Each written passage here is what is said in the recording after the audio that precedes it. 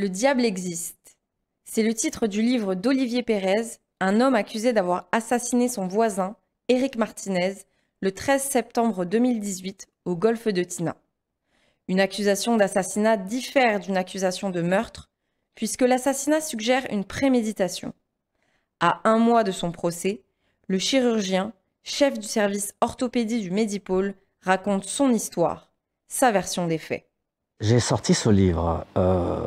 C'est vrai que ça peut être un peu surprenant. On est à un mois du procès. C'est une décision que j'ai prise qui n'a pas été facile à prendre. Mais je me suis rendu compte que le cours de la justice avait plutôt tendance à m'accabler. Et en particulier cette abominable accusation d'assassinat, pour laquelle je conteste depuis le départ. Je pense que depuis le départ, je suis victime d'une profonde injustice. C'est mon sentiment profond. Je ne suis pas en train de faire le procès avant l'heure, mais mon sentiment à moi, c'est que j'étais victime d'une incroyable manipulation qui a conduit à des faits que j'expose dans le livre. Et j'ai pensé qu'il y avait un petit peu un paradoxe entre cette accusation d'assassinat et la réalité. Donc j'ai voulu, en fait, pouvoir m'exprimer, enfin, de manière à expliquer, informer ce qui s'est passé. Et après, oui, la justice passera, bien évidemment. La justice a entière liberté pour me juger, m'acquitter ou me condamner, c'est bien évidemment.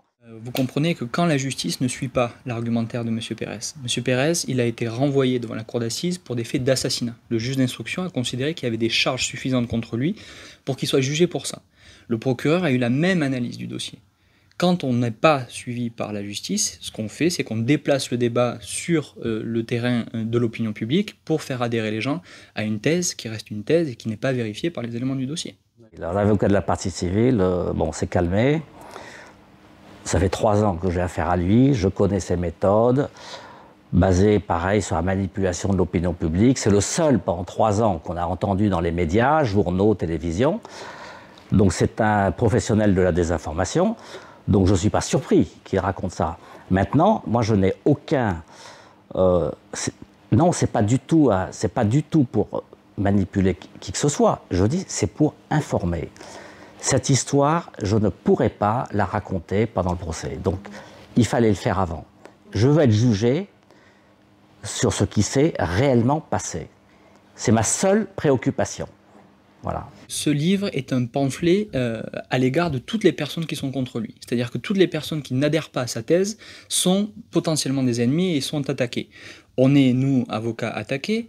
Le conseil de discipline l'ayant radié est également attaqué. Toutes les personnes qui considèrent que M. Pérez n'est pas dans les clous et délivre une vérité qui n'est pas la vérité se retrouvent attaquées dans ce livre. Et c'est la raison pour laquelle, bien évidemment, que ce livre sera utilisé lors de l'audience devant la cour d'assises. Bien évidemment. Ils vont tout me retourner contre moi.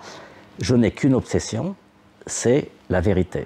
Mais tout va m'être retourné contre moi, bien évidemment. Je les connais. Bon, maintenant, je suis habitué. Et je me défendrai. J'ai décidé avec ce livre de prendre ma défense au sérieux. Parce que quand même, je ne suis pas un illuminé. Je suis quelqu'un de calme, posé. Je gère toute ma vie de chirurgien des situations de crise. Je suis traumatologue, c'est des urgences, week-end, la nuit, etc. Donc je suis habitué à des situations de crise. Donc quand je vais raconter tout ça, c'est dans le but de me protéger, de me défendre, de faire arrêter. La vie est un principe sacré. Je l'ai appliqué tout le long de ma carrière. Donc c'est un principe sacré. Bien sûr, on tue personne, on assassine personne. C'est évident. Pour moi, c'est un principe divin, pratiquement. Bon. Alors, sur le principe, oui, on a le droit d'écrire son idée du dossier. Simplement, c'est assez particulier et c'est peut-être la première fois ou une des premières fois que vous verrez qu'un accusé pour une infraction aussi grave qui est d'assassinat délivre sa version des faits à 1 mois de l'audience devant la cour d'assises.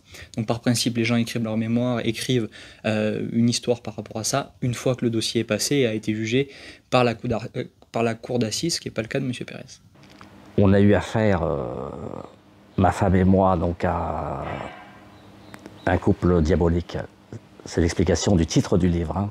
Ce titre, je l'ai écrit au 1er degré.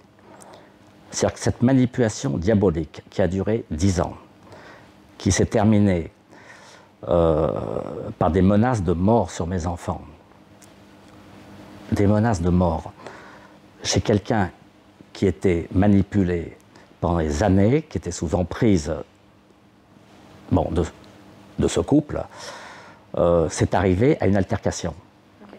Voilà. Donc dans cette altercation, je le raconte dans ma vidéo, elle est déclenchée par le personnage Ramirez, le personnage du livre, c'est pas son vrai nom, mais je donne celui-là.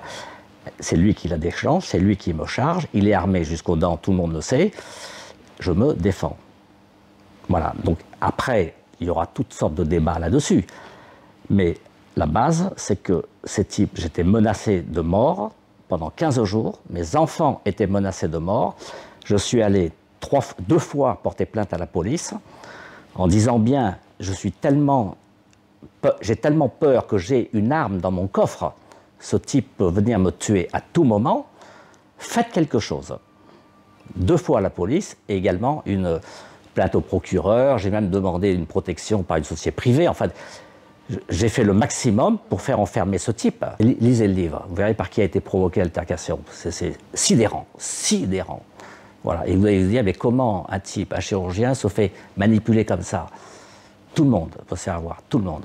L'emprise peut toucher tout le monde. Voilà, il y a une question importante. À quel moment est-ce que vous, lecteur, vous changez quelque chose par rapport à ce que j'ai fait, par rapport à tout ce que j'ai fait? À quel moment, vous, peut-être plus malin que moi, je me dis que des gens peut-être plus malins que moi auraient pu faire mieux dans cette histoire pour s'en sortir. J'ai eu un vent de soutien assez étonnant. Je dis assez étonnant parce que on m'a collé cette étiquette d'assassin. Vous l'avez vu, c'est écrit partout, il n'y a pas un papier de justice sans qu'on met assassin. C'est épouvantable, épouvantable. Et malgré cette accusation, cette étiquette d'assassin, les gens, en grande majorité, me soutiennent. C'est quand même surprenant. Je ne suis pas un justicier.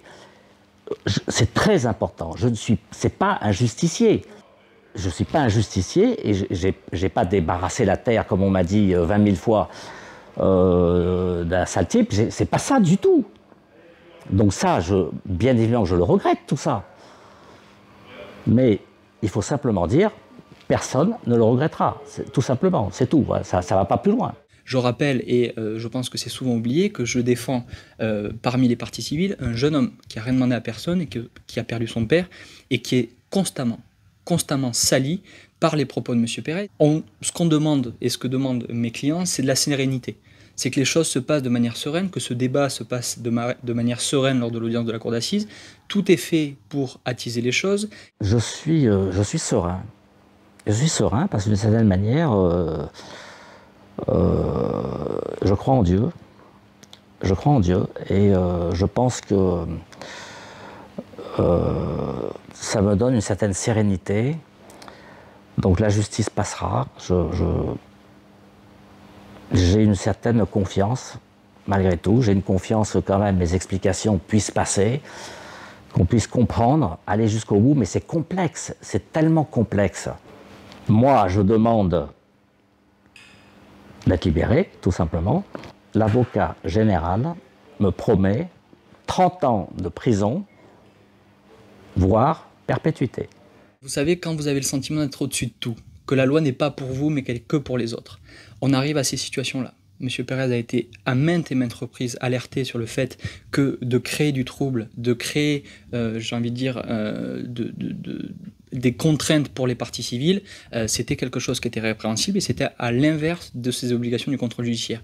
Faites un parallèle avec M. Balkany, c'est la même chose. Le sentiment de multiplier les manquements au contrôle judiciaire, c'est sanctionné par un placement en détention. C'est aussi simple que ça. Et M. Pérez joue avec, j'ai envie de dire, le moral des parties civiles qui sont, je vous le dis, totalement démunis face à ce comportement. Des plaintes sont déposées, des actions de diffamation sont faites. C'est extrêmement compliqué à gérer à un mois du procès. Et M. Pérez le sait parfaitement. Il sait parfaitement tout ce qu'il fait en vue de cette audience.